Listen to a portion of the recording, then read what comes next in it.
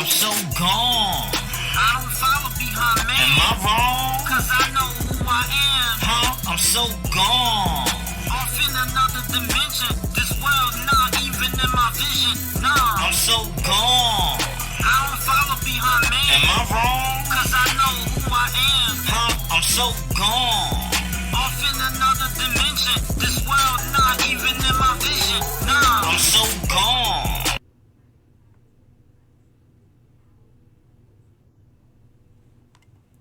Shalom, shalom, shalom. Peace and love, peace and love. Welcome back to another episode of Theory of Mind Control. First and foremost, I want to say Todayah, Todayah, hallelujah. All praise to the Almighty Yahweh, who makes all things possible, the creator of heaven and earth, and all there is, Todayah. I also want to let you know that this show and this series I dedicate to my Mikayah Yisrael, Haya Yisrael. That is my who introduced me to the Abiyah, who gave me life, who taught me who I am, and who taught me who my father is. So I want to say Todayah and dedicate all that I'm doing here to my Haya Yisrael. I want to let you know that today, this episode is the Key of David, the Key of David. And this is a very special episode because the word of the Most High came to me and really revealed a lot of things to me. And, you know, this episode is very near and dear to me. So during this episode, before I get everything going, I want to explain a little bit about what the mind control is and the theory of mind control. So as I do that, I want to show you some imagery here. So let's see if I can get that going. Let's check it out. Alright, so here we go. And here it shows us the Merkaba, and that's like the field that's generated from our hearts going around our body in this toroidal field that's going around our body. Now this Merkaba is regulated by these virtues, these 7 virtues, and these 7 abominations, right? The 7 up and the 7 down. So we can control this Merkaba with these principles, and also with the laws, statutes, and commandments of the Most High, with the 13 universal laws. Okay, so, and I'm going to explain to you how this correlates with the key of David. Okay, so here we show the back of the $1 bill, and you see it has the 13 stars there. And those 13 stars, if you look closely, you can see that there is a cube there. And you see down below, you have the star of what they call the Star of David, right? And that looks very similar to what we have here, doesn't it? With the Merkaba. So, because it is, and it's multi-dimensional, just like the Merkaba is, the cube that you have with those 13 stars, they represent the Kabbalah. Okay, and the Kabbalah is a key of how you can interpret, almost like a legend, to help interpret the parables of all these ancient scriptures and texts and all these things, right? So it's also a format of how the mind works, okay? And in this, you have this cube, you have 16 90-degree angles, right? And then those 16 90-degree angles, if you multiply that, you have the 1440 that you divide by 12, which gives you 120, which you multiply by 3, and you have your 360, right? But those 90-degree angles are all the different angles that are within the cube. And this is very important because each of those 90-degree angles, they represent turning points, right? Points that we can control in order to change different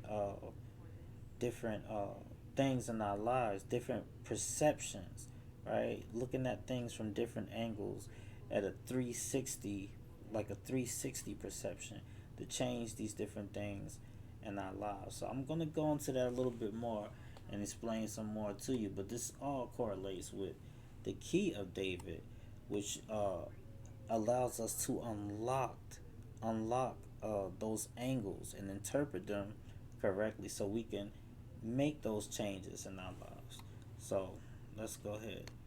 Um, and this one is just showing the beginning of it all, the cause, the initial intent. Okay. And this one is showing. It gives you an example here, like you can see the some of the angles here. So each one of those on the this is the Kabbalah, and each one of those on there represent the angles, right? And you have the man on the tree, or the man on the cross with his head getting cut off, right? Because the head represents the knowledge. It says that my people perish for lack of knowledge, okay? Because they don't understand how to uh, interpret the word of the Most High. They don't understand uh, how the Most High is moving in their lives. Okay, so that's what this represents here. So let's move on. And here we go.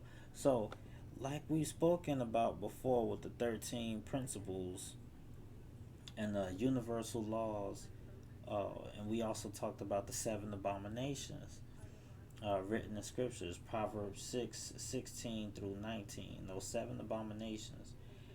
Um, so you have the law, or the principle of correspondence, as above, so below. So with those abominations and those virtues, we see that they come together in those seven. The two opposite poles, the above and the below, they come together in those seven, and you can see one of them just has one. If you see there, and they're not put together, they're not arranged here in any particular order. Okay, I know it's just numbered just to show that there's seven, but you can see the one that is alone is the righteous heart. The righteous heart that is alone. The righteous heart is the one that is going to be weighed, right? Because you have a righteous heart or you have a wicked heart, and the heart is going to be weighed in order to determine whether it's a righteous heart or a wicked heart. So that one is there by itself, but the other two have their opposite poles from each other. Okay, and so as I read along, uh, you can visualize this and you can see how this correlates with the key of David. Okay, Torah, hallelujah. So firstly, we're gonna go to the book of Exodus chapter 20, verses 18 through 20, and it says, "Now when all the people perceived the thunderings and the lightnings and the sound of the trumpet and the mountain smoking, the people were afraid and trembled, and they stood afar off and said to Moses, You speak to us, and we will hear, but let not Elohim speak to us, lest we die. And Moses said to the people, Do not fear, for Elohim has come to test you, and that the fear of him may be before your eyes, that you may not sin." Okay, so if you remember that, we spoke about that before uh, in a previous video. Okay, how the people were too afraid to approach the dark cloud, right? They were too afraid to approach all the thundering and the lightnings. Okay, and they wanted Moses to speak to them. Okay, instead of speaking to the Most High themselves, right? And the Most High said, do not fear, for Elohim has come to test you, that the fear of him may be before your eyes, that you may not sin. So, initially, when we see the esteem of the Most High, we are afraid, okay? But instead of just being afraid and turning away and running away from him, we should, we should acknowledge him and honor him, okay? Honor him. That's what we should do. Instead of turning away from the Most High, we should turn away from our own understanding and honor the Most High. Okay, Psalms chapter 147:11 says, Yahweh takes pleasure in them that fear him and those that hope in his mercy. Okay, so when we talked about faith before being the fear of Yahweh and a strong trust in the Most High, and that's important. Okay, because when we honor the Most High, we consider his laws and all that we do, and we trust in the Most High. We have strong trust in the Most High. We don't doubt, because in that doubt, it causes us to err in our ways. Okay, so when we have that strong trust, okay, that shows that hope in His mercy, and that's what brings the salvation. Okay, that's what brings the salvation from the psychoneurosis.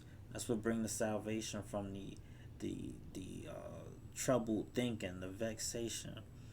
Okay, we have 3 Maccabees chapter 6 verse 2. It says, King of great power, Almighty Elohim, Most High, governing all creation with mercy. Okay, and so it shows us there the Most High Elohim governs all creation with mercy. Okay, and that word governing is very important, because I showed you before the dollar bill and the 13 stars and all of those things. And the word to govern means to control. It means to control. And mint is for mental. That's for mind. So, when you put them together, you're talking about controlling of the mind, or mind control. So now you can see how this can correlate with the back of the dollar bill and who issues those, right? So that governing of all creation is done with mercy. That's what the scriptures is telling us here. That governing of all creation is done with mercy.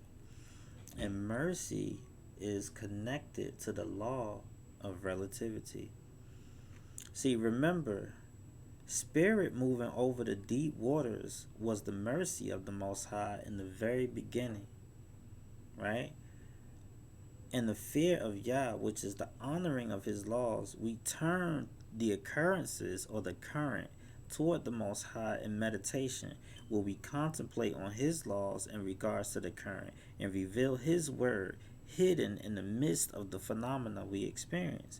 His word gives us quick understanding and is to be applied and instilled in our hearts until it is instinctual and the first fruits of our thoughts and actions. Okay, so let's get into the law of relativity. The law of relativity says each person will receive a series of problems for the purpose of strengthening the light within. Each of these tests are a challenge to remain connected to our hearts when proceeding to solve the problems. This law also teaches us to compare our problems to others' problems and put it in its proper perspective. No matter how bad we perceive our situation to be, there is always someone who is in a worse position. It is all relative. Okay, so that shows, the law of relativity, and that is, mercy. Okay, that is mercy when we're able to apply that law and in all these different circumstances of our lives and all the different interactions that we have with all different, beings, not just human beings, but even with, nature. Okay, And when the Most High Spirit was moving over the deep waters, okay, then that shows how the Most High mercy was there in the very beginning, because you know he's in that dark cloud. He can be up there in the sun, but the Most High is humble, and his humility, his spirit stayed there and moved over the deep waters. Okay. Um, if you ever seen, I don't know if you all ever seen, you might want to check it out. It's a series called Manifest, and in this series there were people who went missing on a flight, and they returned with psychic powers and received these callings that they had to fulfill or face consequences for ignoring them, right? But the callings, they keep coming. Uh, and this is very interesting because it ties in to that relativity, because in these callings, they were like connected where they had to assist with helping these people, and the callings were like little parables that they had to figure out, and when they figure it out they would go and they would save people's lives and all these different things like that. And that ties in with relativity, because a lot of times we have these experiences in our lives and we don't understand how we are connected to people. Like, certain situations may happen and we don't see how it is connected to something that we're going through in our lives. You understand what I'm saying? And us looking at it the right way can liberate us. We don't understand how our relationships with other people, our interactions with other people, even um, can reveal to us, answers to solve, some of the issues that we're having. And a lot of times, some of those uh, relations with other people are because our hearts projecting that, in order to, assist us in resolving something internal. So it's deep like that, but I would recommend checking that show out, because it kind of touches on that whole relativity aspect and helps to you know create some imagery of how relativity works. But let's go to Second Ezra's chapter 16, verses 68 through 73, and it says, "For behold, the burning wrath of a great multitude is kindled over you, and they will carry off some of you, and will feed you what was sacrificed to idols. And those who consent to eat will be held in derision and contempt, and be trodden underfoot. For in many places and in the neighboring cities there will be a great insurrection against those who fear Yahweh. They will be like they will be like madmen, sparing no one, but plundering and destroying those who continue to fear Yahweh. For they will destroy and plunder their goods and drive them out of their houses. Then the tested quality of my elect will be manifest as gold that is tested by fire." Remember, as his majesty is, so is his mercy, and within his majesty there is a rhythm of judgment. You see, so when that judgment comes, okay, that judgment comes, we are tested in that judgment. But the quality of the elect will be manifest as gold that is tested by the fire. So in that relativity, you know, there is a test. And in that test, it reveals to you your own heart.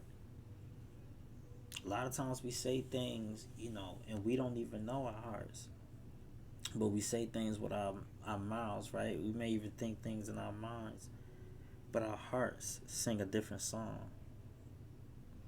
And the law of relativity brings out our hearts, because we tend to forget. We tend to forget, you know, and we have these relations with other people, and we don't we don't see us in them.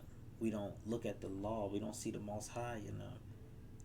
We don't realize that we're being tested. We don't realize that our heart is being weighed in the instance, in the current, in the moment, and we forget. And in that forgetting, you know, we start to create a sort of karma, where we're putting out this bad energy by not adhering to the law in the moment, in the current.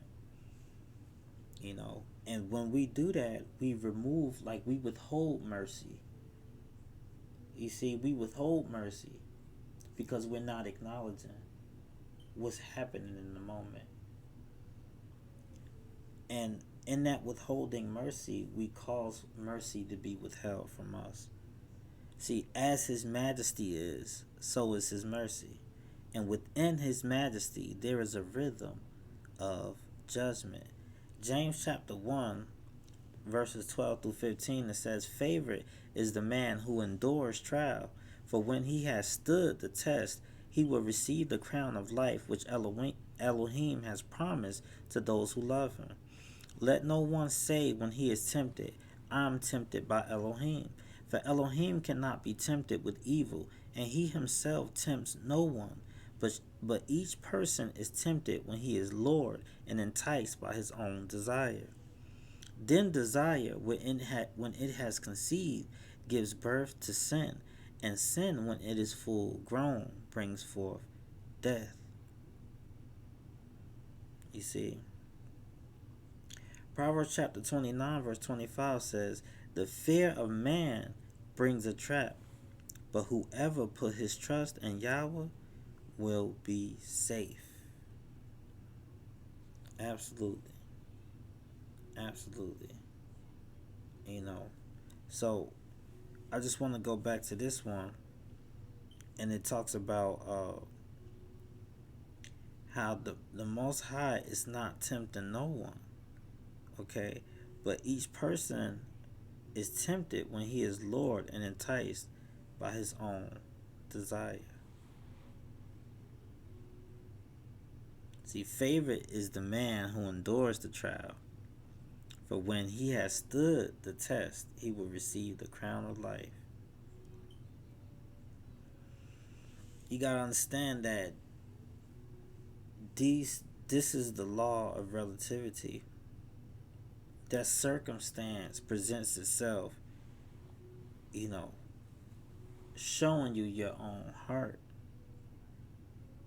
Your response is up to you. What's in your heart? What is the first fruit of your actions? What is the first fruit of your thoughts? Because that is what's impressed upon your heart. So when you commit those actions, it is not that, that you being tempted, because why is it even on your mind? You understand what I'm saying? To do anything that is not in the will of the Most High. Why is it even on your heart? It should not even be a temptation. The fear of man brings a trap. See, the honor of man brings a trap. When you are not putting the Most High first, when He is not the first fruit of your thought, the first fruit of your actions, when His law is not at the forefront, that brings a trap. When we lean to our own understanding, we turn toward evil and disassociate from our higher self, or our whole self, which causes us to lose equilibrium. The trap is the Assyrian and so-called Egyptian captivity. The same captivity that we spoke about before. That's what the trap is. Job chapter 22, verses 10 through 11 says, "Therefore, traps are round about you, and sudden fear troubles you, or darkness, so you can't see. An abundance of waters cover you. So those deep waters all over again. And the traps are all round about you, and sudden fear troubles you, because those seven abominations enter into your heart. Those seven abominations into your heart. So when it comes to the law of relativity, you know, a lot of times what happens is, like I said before, we forget. We forget. And then the first fruits of our actions, the first fruits of our thoughts in regards to others, is not just. It's not one of love. It's not one of mercy. You know, and that's when those seven abominations begin to enter our heart. You see, and that's when we disconnect from our hearts. So those traps are round about us at that point, and sudden fear troubles us, or darkness, so you can't see. And abundance of waters cover you, the deep waters, and you start to experience the psychoneurosis. These effects start to affect your body, start to affect your mind, your thinking. You know, you become troubled. John chapter 4 verses 1 through 3, it says, "Beloved, do not believe every spirit, but test the spirits to see whether they are of Elohim. For many false prophets had gone out into the world. By this you know the spirit of Elohim. Every spirit which confesses that the salvation of the anointed, which is Jesus Christ, has come in the flesh of Elohim. And every spirit which does not confess Yah's salvation, which is the name Jesus, is not of Elohim. This is the spirit of the Antichrist, or the adversary, of which you heard that it was coming, and now it is in the world already." Okay. So we know that the salvation of the anointed is Yahweh's mercy. Okay. The knowledge of Yahweh's mercy. The knowledge of Yahweh. Okay. And we talked about that before. The knowledge of mercy to overcome disbelief. That is what the parable of Jesus Christ stood for. Okay. And the Antichrist being the adversary. And we also explained that whole, Satan, devil, resistance energy. That is just the vexation that is used in order to provoke you to honor Yahweh. So that's what is happening here. To avoid those traps round about us, we stay connected to our hearts. We stay with Yahweh at the forefront in our actions, even, in the spur of the moment, those spontaneous situations, when the law of Yah is at the forefront of our minds, at the tip of our tongue, then when that rhythm comes, when that rhythm of judgment comes, we're going to go to Sirach chapter 27 verse 7. It says, "Do not praise a man before you hear him reason, for this is the test of man." So don't praise a man before you hear him reason, for this is the test. You have to have that relativity. You have to. This is the relativity there. This is that. This is how you test one another, so that that relation. The Spirit of the Most High was moving over the face of the deep. Psalm chapter 25 verse 14 says, "The secret of Yahweh is with those who fear him, and he will show them his covenant." Yes, indeed. Yes, indeed. So when you honor the Most High, when you honor that causality, that's when the Most High reveals his word to you. He reveals that wisdom to you that gives you the knowledge of the Most High Yahweh. See, the fear of Yah is the beginning of wisdom, which is the instruction. Okay? Elohim is the power to overcome psychoneuroses by way of vexation and quick understanding of it. One of the initial ways the people of the book were vexed were by uh, was by way of famine, which caused them to seek guidance from Yahweh for their survival. Okay. I want to go to Matthew chapter 7, verses 7 through 5, and it says, "Judge not that you be not judged. For with the judgment you pronounce, you will be judged, and the measure you will give, the measure will be given back to you. Why do you see the speck that is in your brother's eye, but do not notice the log that is in your own eye? Or how can you say to your brother, 'Let me take the speck out of your eye,' when there is the log in your own eye? You hypocrite! First take the log out of your own eye, and then you will see clearly to take the speck out of your brother's eye." So this verse does not mean that people should withhold correction of others when we see them err in their ways because of our prior iniquities. We all have erred in our ignorance at a time. However, when we correct each other out of love and not out of malice, we restore equilibrium with ourselves and each other, especially when we adhere to the same correction. When we correct ourselves and each other out of love, it is according to righteousness of Yahweh's law and not our own understanding of the occurrences. However, just as we should be wise with those we show mercy to, we should also be wise with who we choose to correct and when we choose to correct them. Be genuine, patient, and discreet when bringing correction, because humility goes before honor. Most importantly, this also applies to self-discipline. Proverbs chapter 27, verses 5 through 7 says, "Better is open rebuke than hidden love, and faithful are the wounds of a friend, abundant are the kisses of an enemy." So better is open rebuke than hidden love, and faithful are the wounds of a friend, abundant are the kisses of an enemy. Absolutely. So we should most certainly bring that correction to one another, out of love. Out of love.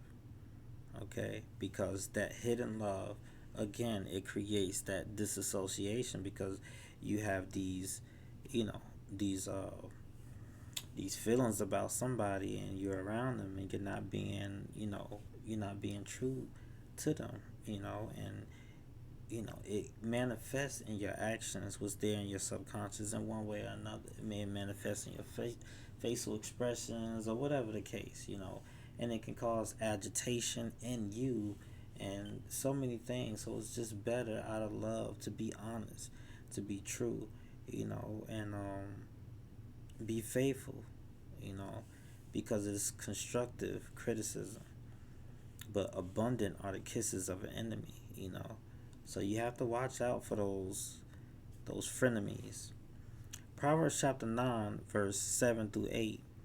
"He who corrects a scoffer gets himself abuse, and he who reproves a wicked man incurs injury. Do not reprove a scoffer, or he will hate you. Reprove a wise man, and he will love you." So absolutely, you have to understand how this relativity, how it works, how the mercy works. You can't just go, using it with anybody at any degree. You have to use discernment. Leviticus chapter 19, verse 15 says, "You will do no injustice in judgment. You will not be partial to the poor or defer to the great, but in righteousness will you judge your neighbor." Righteousness is according to the law. Okay, so in righteousness will you judge your neighbor. So when I'm saying, like the timing and the who and you choose, it's being wise. It's not being partial. It's not, choosing favor and saying, "Oh, well, this person has more money," or "this person is this, that, and the third." It's not like that in judgment. but it's being wise, understanding time and understanding who, and those types of things. See, remember, Moses said to the people, "Do not fear, for Elohim has come to test you, and that the fear of him may be before your eyes, that you may not sin." Okay, so we can't be afraid to bring correction, not only to others, but to ourselves. We have to judge ourselves, our own thoughts, our own actions. We have to be quick to, correct ourselves, okay, and discern ourselves, our own actions and thoughts. Why am I thinking this way? Is this healthy for me to think this way? And discipline ourselves. It says Yahweh takes pleasure in them that fear him and those that hope in his mercy. So when we discipline ourselves, we show that we honor Yahweh and we trust in his salvation. We hope in his mercy. James chapter 2 verse 13 says, "For judgment is without mercy to one who has shown no mercy, yet mercy triumphs over judgment." See, so if you show no mercy, then in your judgment, see, because remember, his mercy is just as his majesty. And in his majesty, there's a rhythm of judgment. So if you show no mercy, then when judgment comes, there will be no mercy shown unto you. Mercy triumphs over judgment. That's why those who fear Yah hope in his mercy, because judgment is coming no matter what. No matter what. And it's not coming at some day, some mysterious day and time. Judgment comes every day. Every day. At all times. There's a time for everything. Correction, judgment, discernment. Those things happen every day in every interaction. See, chaos occurs, and in that we discern the messenger, interpret the message, and make righteous judgment with pure intentions. Causality is the progenitor of the circle of life. Other mechanisms of this circle are the remaining core principles related to causality.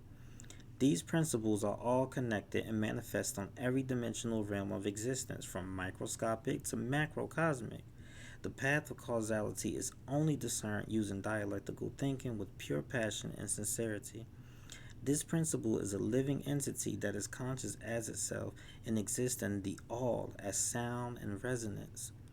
The conscious principle generates an ultrasound which emanates innumerable individual unique frequency emissions. Each distinct frequency takes on its own carbon structure by converting into a term I call sonocycloplasma, which is a bioplasma intelligence stemming from ultrasound transduction. Essentially, sound is an emotional intelligence that has potential to convert into physical matter or be conceived by physical matter regardless of its manifested state or formation. So, I'm going to explain to you how this relates to David. David, his name means beloved.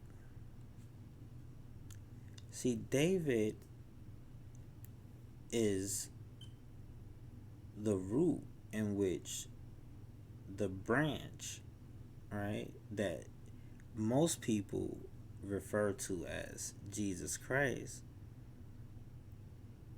right, which I explained to you before.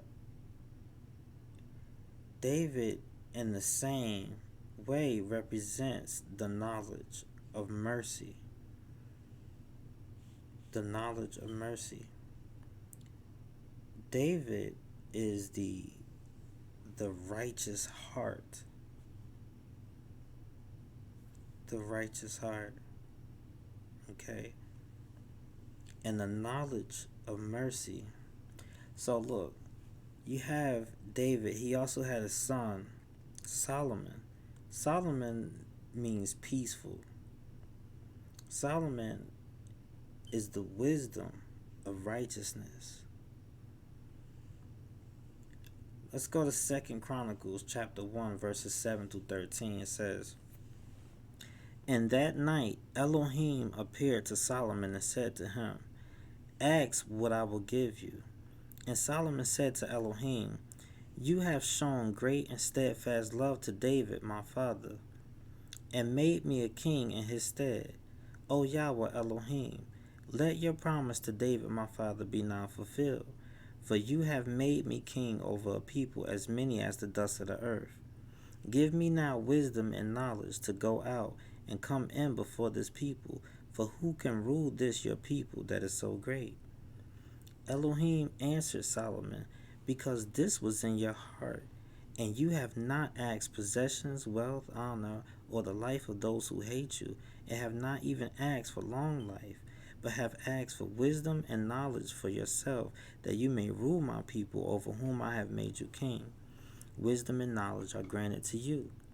I will also give you riches, possessions, honor, such as none of the kings who who were before you, and none after you will have the like.' So Solomon came from the high place at Gibeon, from before the tent of meeting, to Jerusalem, and he reigned over Israel."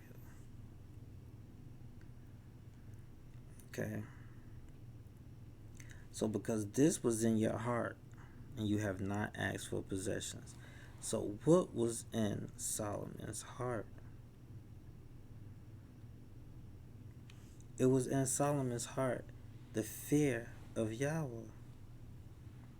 The fear of Yahweh was in Solomon's heart.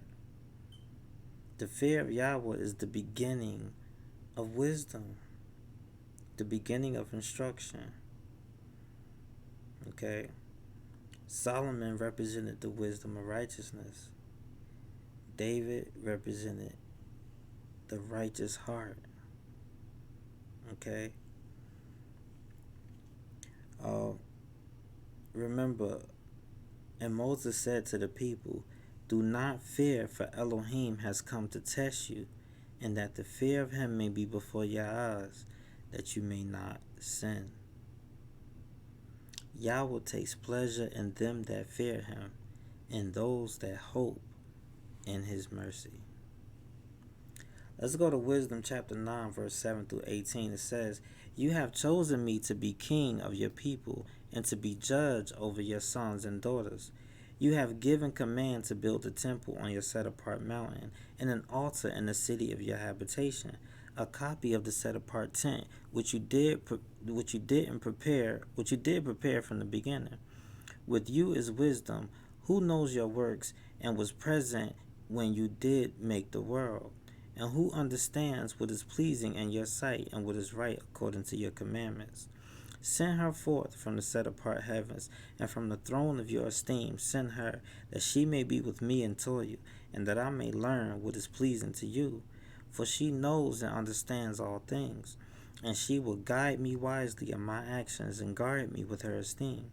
Then my works will be acceptable, and I will judge your people justly, and will be worthy of the throne of my Father. For what man can learn the counsel of Elohim, or who can discern what Yahweh wills? For the reasoning of mortals is worthless, and our designs are likely to fail. For a perishable body weighs down a soul, and this earthly tent burdens the thoughtful mind. We can hardly guess at what is on earth, and what is at hand we find with labor. But who has traced out what is in the heavens? Who has learned your counsel, unless you have given wisdom and sent your set-apart spirit from on high?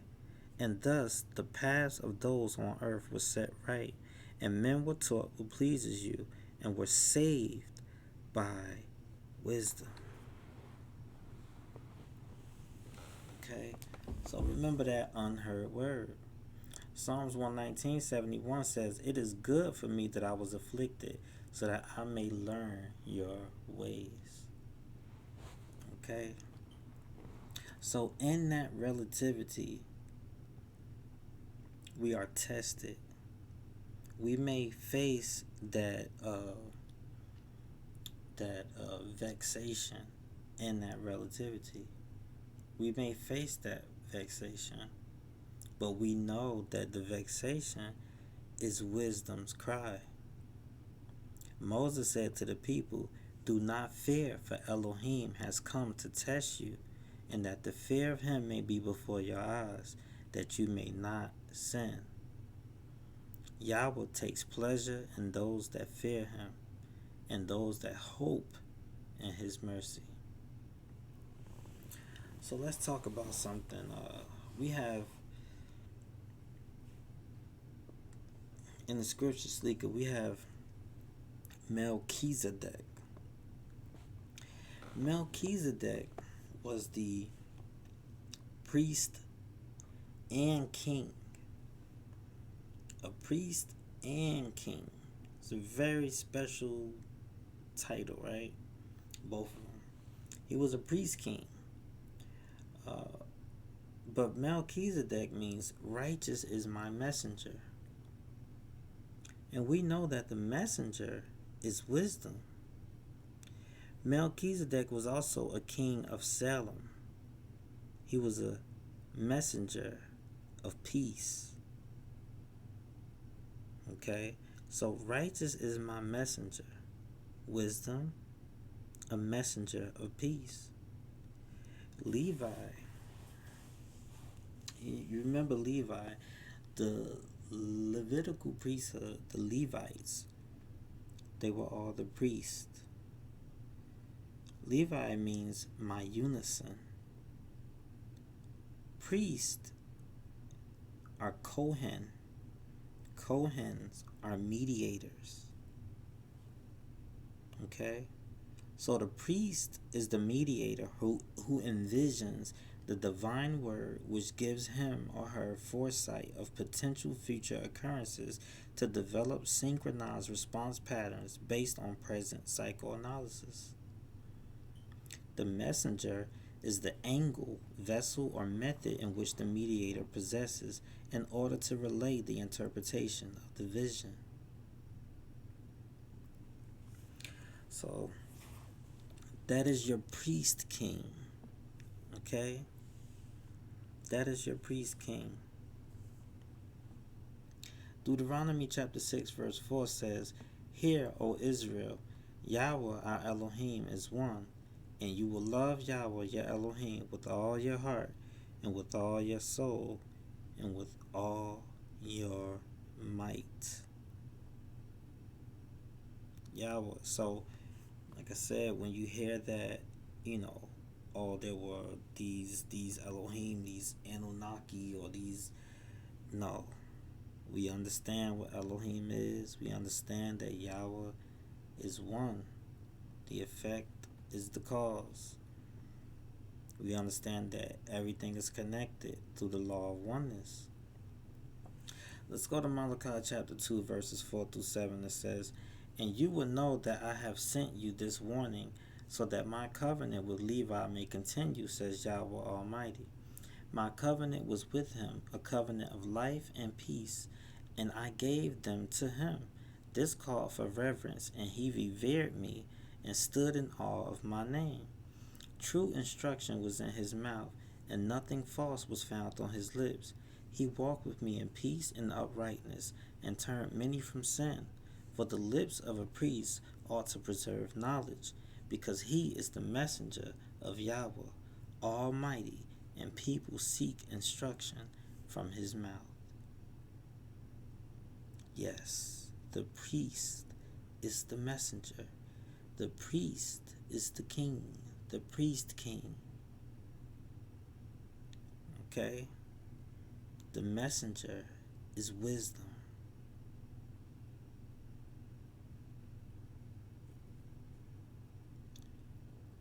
The messenger is wisdom. Remember, the messenger is the angle, vessel, or method in which the mediator possesses in order to relay the interpretation of the vision. Wisdom cries out. Wisdom cries out in the experience. And when considering the law of relativity in the experience, at all times, you will always see where wisdom is working, what angle, what vessel or method the mediator is possessing. Psalms chapter 147 verse 11 says, Yahweh takes pleasure in those that fear him and those that hope in his mercy. Genesis chapter 29:34 says, Again she conceived and bore a son and said, Now this time my husband will be joined to me, because I have borne him 3 sons. Therefore his name was called Levi. Remember, this is my unison. My unison. My unison is that putting together, okay? That equilibrium. Remember, once equilibrium is restored, then you are stabilized. Once you are stabilized, then you can receive the word. You can receive clairvoyance. You can interpret. Why is relativity so important? Let's see. Ecclesiastes chapter 4 verses 9 through 12. It says, 2 are better than 1, because they have a good reward for their toil. For if they fall, one will lift up his fellow. But woe to him who is alone when he falls, and has not another to lift him up. Again, if 2 lie together, they are warm. But how can one be warm alone? And though a man might prevail against one who is alone, 2 will withstand him. A threefold cord is not quickly broken. Okay, relativity is very, very important. Remember, the spirit of Elohim moved over the face of the deep. Gospel of Thomas says, where there are 3 deities, they are divine. Where there are 2 or 1, I am with that one. So, turn towards the Most High, the occurrences, the deep waters, because his spirit is moving over the waters. Let's go to 1 Peter chapter 2 verse 1 through 10. It says, So put away all malice, all guile and insincerity and envy and all slander. Like newborn babies, long for the pure spiritual milk, that by it you may grow up to salvation. For you have tasted the kindness of Yahweh. Come to him, to that living stone, rejected by men, but in Elohim's sight chosen and precious. And like living stones, be yourselves built into a spiritual house, to be a set-apart priesthood, to offer spiritual sacrifices acceptable to Elohim. For it stands in Scripture, Behold, I am laying in Zion a stone, a cornerstone chosen and precious, and he who believes in him will not be put to shame. To you, therefore, who believe, he is precious. But for those who do not believe, the very stone which the builders rejected has become the head of the corner, and a stone that will make men stumble, a rock that will make them fall. For they stumble because they disobeyed a word, as they were destined to do. But you are a chosen race, a royal priesthood, a set-apart nation, Elohim's own people, that you may declare the wonderful deeds of him who called you out of darkness into his marvelous light. Once you were no people, but now you are Elohim's people. Once you had not received mercy, but now you have received mercy. So, I'm here to tell you that mercy is the law of relativity. You understand? And at the law of relativity, there manifests your own heart before you. Your own heart before you manifests in the law of relativity, and is shown to you. It is shown to you. But it can be a stumbling block to you if it is not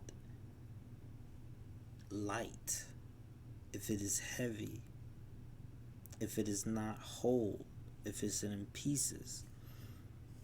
Moses said to the people, "Do not fear, for Elohim has come to test you, and that the fear of him may be before your eyes, that you may not sin." Yahweh takes pleasure in them that fear him, and those that hope in his mercy. In 1 Maccabees chapter 2 verse 57, it says, "David, because he was merciful, inherited the throne of the kingdom forever." Forever, because he was merciful, because David understood, he mastered the law of relativity. He mastered both poles of the law of relativity. Psalms chapter 133, 1-3 says, "Behold, how good and pleasant it is when brothers dwell in unity. It is like the precious oil upon the head, running down upon the beard of Aaron, running down on the collar of his robes. It is like the dew of Hermon, which falls on the mountains of Zion. For there Yahweh has commanded the favor, like forevermore." Or life forevermore. So yeah, when brothers dwell in unity, okay, this is also the law of relativity. Okay, so that coming together, this is that priest, the priest king, the Melchizedek. Okay, that coming together in righteousness and truth, that interpreting the word of the Most High, that sharing of the testimony of truth, of purity. You know, that is the precious oil on the head running down upon the beard. That is the Levite. That is the unison. Psalms chapter 123 verses 1-4. "To you I lift up my eyes, O you who are enthroned in the heavens. Behold, as the eyes of servants look to the hand of their master, as the eyes of a maid to the hand of their mistress, so our eyes look to Yahweh our Elohim, till he have mercy upon us. Have mercy on us, O Yahweh, have mercy upon us, for we have had more than enough of contempt. Too long our soul has been sated with the scorn of those who are at ease, the contempt of the proud." Yes. Yes. In order for the mercy to come upon, we must extend that mercy. We must apply the law of relativity at the first fruit of our thoughts and actions. Moses said to the people, "Do not fear, for Elohim has come to test you, and that the fear of him may be before your eyes, that you may not sin." Yahweh takes pleasure in them that fear him, and those that hope in his mercy. Remember, Yahweh, he gives the desire of the hearts to those in whom he delights. Ezekiel chapter 36 verse 23-29. "Therefore say to the house of Israel, Thus says Yahweh Elohim, it is not for your sake, O house of Israel, that I am about to act, but for the sake of my set apart name, which you have profaned among the nations to which you came. And I will vindicate the set apartness of my great name, which has been profaned among the nations, and which you have profaned among them. And the nations will know that I am Yahweh, says Yahweh Elohim, when through you I vindicate my set apartness before their eyes. For I will take you from the nations and gather you from all the countries and bring you into your own land. I will sprinkle clean water upon you, and you will be clean from all your uncleanliness, and from all your idols I will cleanse you. A new heart I will give you, a new spirit I will put within you. I will take out your flesh, the heart of stone, and give you a heart of flesh. And I will put my spirit within you, and cause you to walk in my statutes, and be careful to observe my ordinances. You will dwell in the land which I gave to your fathers, and you will be my people, and I will be your Elohim. And I will deliver you from all your uncleanliness, and I will summon the grain and make it abundant, and lay no famine upon you. So not for your sake, but for the Most High name's sake. Okay? For his name's sake. Causality. So those that fear his name, his mercy will be extended, and he will sprinkle the clean water upon them. Those that fear his name, those that honor his name, for his name's sake will he deliver them. Understand that. A new heart he will give them, and a new spirit, a new understanding. So before we go further, let's understand, we're going to go to the book of Samuel, and before I read, I want to explain some of the names there. We have Samuel, which means to hear Elohim, or the power of listening. Also means obedience, because obedience is the power of listening. Okay? And we are listening to Elohim. We are listening to the Most High, which we know our powers of vexation and quick understanding. Okay? And understanding is obedience. We also have Saul, which means to inquire, request, ask, or demand. So we're going to go to 1 Samuel chapter 16, verses 1 through 13, and it says, Yahweh said to Samuel, how long will you grieve over Saul, seeing I have rejected him from being king over Israel? Fill your home with oil and go. I will send you to Jesse the Bethlehemite, for I have provided myself a king among his sons. And Samuel said, how can I go? If Saul hears it, he will kill me. And Yahweh said, take a heifer with you, and say, I have come to sacrifice to Yahweh. And invite Jesse to the sacrifice, and I will show you what you will do. And you will anoint for me him whom I name to you. Samuel did what Yahweh commanded, and came to Bethlehem. The elders of the city came to meet him trembling, and said, do you come peaceably? And he said, peaceably I have come to sacrifice to Yahweh. Consecrate yourselves, and come with me to the sacrifice.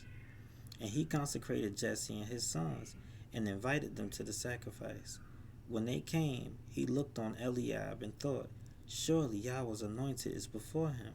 But Yahweh said to Samuel, do not look on his appearance, or on the height of his stature, because I have rejected him. For Yahweh sees not as man sees. Man looks on the outward appearance, but Yahweh looks on the heart. Then Jesse called Abinadab, and made him pass before Samuel. And he said, neither has Yahweh chosen this one. Then Jesse made Shammah pass by, and he said, neither has Yahweh chosen this one. And Jesse made 7 of his sons pass before Samuel. And Samuel said to Jesse, Yahweh has not chosen these. And Samuel said to Jesse, are all your sons here? And he said, there remains yet the youngest, but behold, he is keeping the sheep.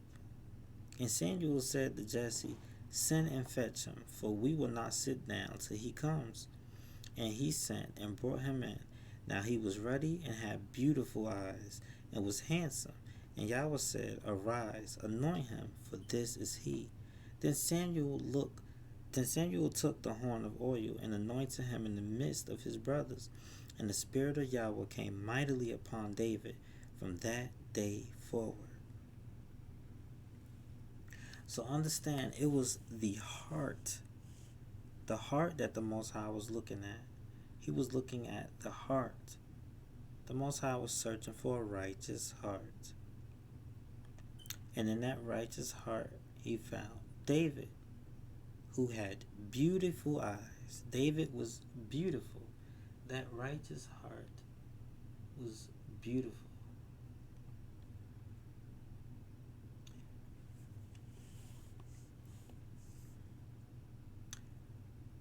Moses said to the people, do not fear, for Elohim has come to test you, and that the fear of him may be before your eyes, that you may not sin. Yahweh takes pleasure in them that fear him, and those that hope in his mercy.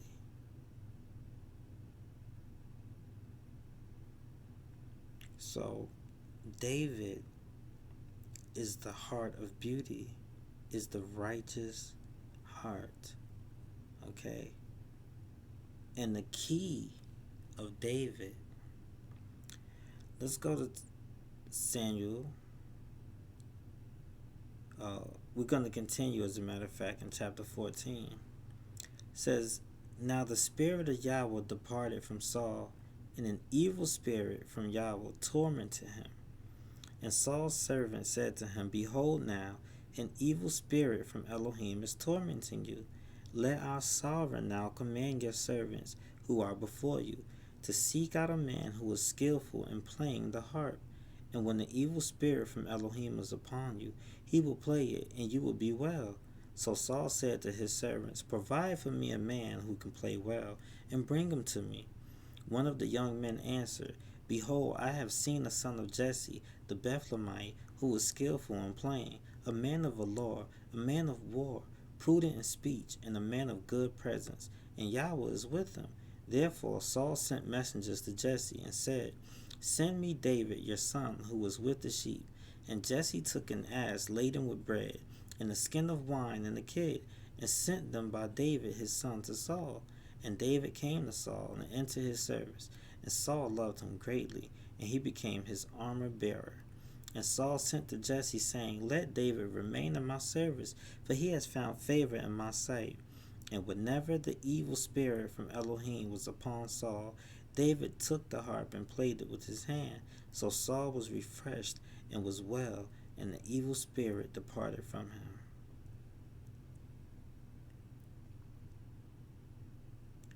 See, in this story, Saul meditates on the law of relativity to humble himself enough to discern the occurrence that is causing grief.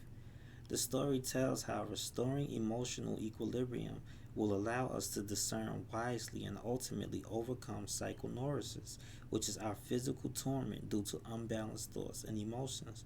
The law of relativity is key to remaining humble when we are vexed and not becoming too prideful when we are uplifted. After all, as His Majesty is, so is His mercy.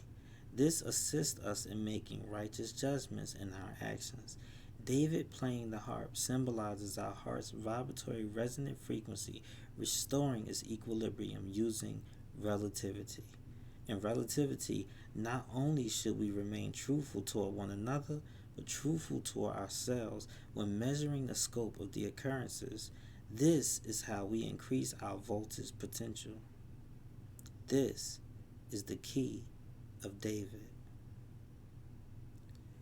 You know, and it makes me think of this. It's another series called The Man Who Fell from Earth, or The Man Who Fell to Earth, rather. And in this one, it's a spaceship that's like, it's covered in a Faraday cage to protect it from outside energies, right? And it had to stabilize its internal energy in order to fully activate.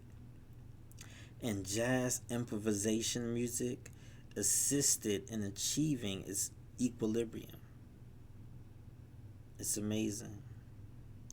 And it's quite similar, it's quite the metaphor, because that is what happens with us. When we restore equilibrium to our hearts and we remain whole, you know, we activate our Merkaba.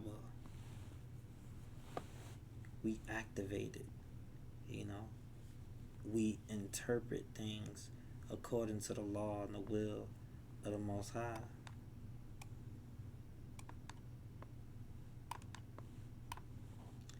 And we activate that.